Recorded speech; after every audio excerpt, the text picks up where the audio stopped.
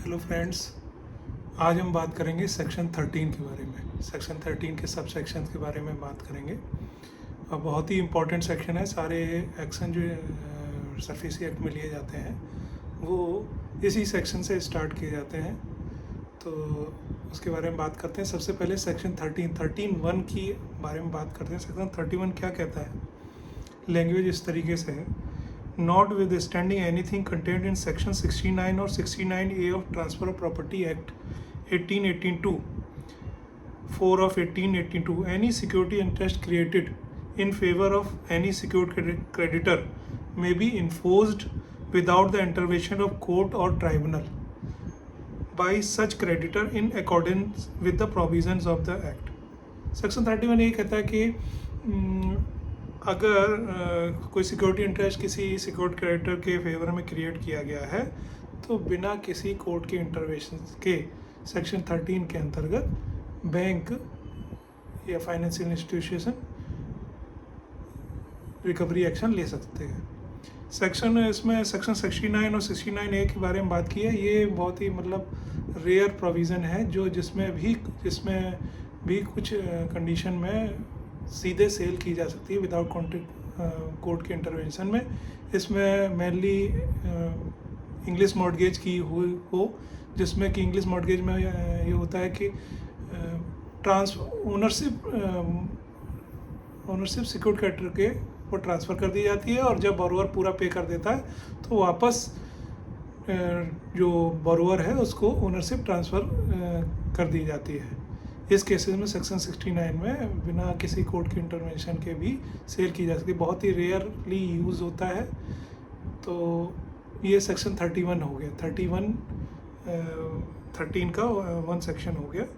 तो इसमें यही कहता है कि अगर सिक्योरिटी इंटरेस्ट क्रिएट किया गया है सिक्योर्ड क्रेडिटर के फेवर में तो बिना किसी कोर्ट के इंटरवेंशन के सरफेसी एक्ट में बैंक एक्शन ले सकते हैं।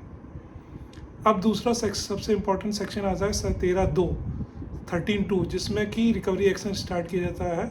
तो उसकी लैंग्वेज भी पढ़ लेते हैं।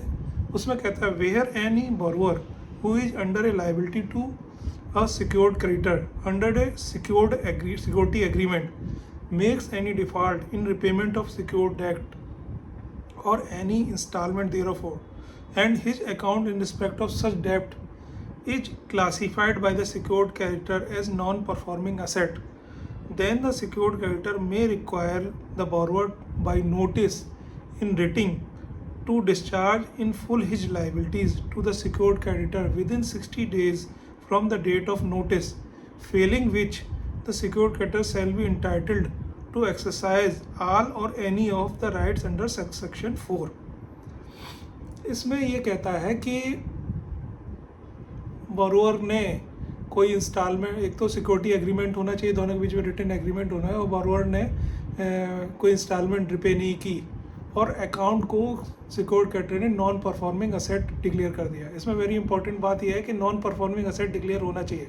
90 डेज 3 इंस्टॉलमेंट ड्यू है, 90 नॉन परफॉर्मिंग असेट के जो क्राइटेरिया में उसको अगर नॉन परफॉर्मिंग असेट डिक्लेयर कर दिया तो बैंक सेक्शन 32 में नोटिस देगा।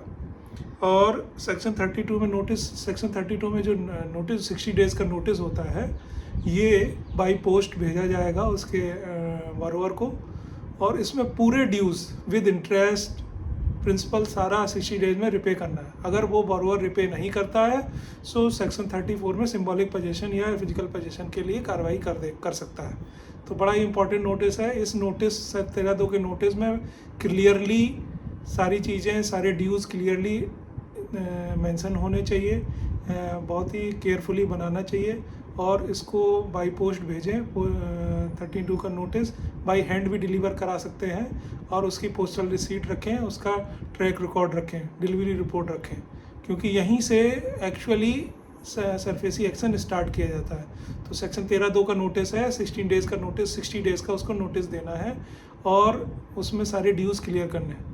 तो ये 13(1) और 13(2) के बारे में हो गया। 13(2) यहीं से रिकवरी एक्शन स्टार्ट होते हैं। 13(2) का नोटिस बड़े ही सावधानी से बना है, उसमें पूरे ड्यूज़ क्लियर होने चाहिए, क्योंकि फिर यहीं से चैलेंज 13(2) के बाद 13(4) का नेक्स्ट स्टेप रखा जाता है। 13(2) के नोटिस का प्रॉपर ट्रैक रिकॉर्ड होना चाहिए, पोस्टल रिसीट होनी चाहिए, अगर बाई हैंड डिलीवर किया है तो उसकी रिसीट होनी चाहिए।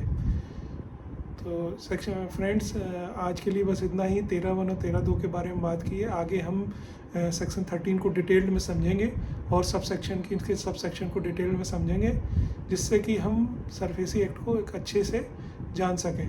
सरफेसी एक्ट अपने में बहुत ही इम्पॉर्टेंट और पोटेंट टूल है जिससे रिकवरी की जा सकती है, लेकिन इसकी अच्छे से जानकारी होनी चाहिए और सारे एक्शन जो हैं वो एज़ पर एक्ट लिए जाने चाहिए। अदरवाइज़ सारे जब बोरोवर DRT में अपील में जाता है, तो अगर हमारे जो हमने सेक्शन सरफेसी एक्ट के एक्शन हैं वो एज़ पर एक्ट नहीं लिए हैं, तो वहाँ चैलेंज किया जाता है और सेल, इवन सक्सेसफुल सेल भी सेट असाइड कर दी जाती हैं। हेलो फ्रेंड्स, आपको मेरे वीडियो अगर अच्छे लगते हो तो प्लीज़ मेरा चैनल सब्सक्राइब करें, कमेंट करें, और कोई भी क्वेश्चन इससे रिलेटेड अगर सेक्शंस तो क्वेश्चन करें, मैं ज़रूर जवाब देने की कोशिश करूँगा। Thank you.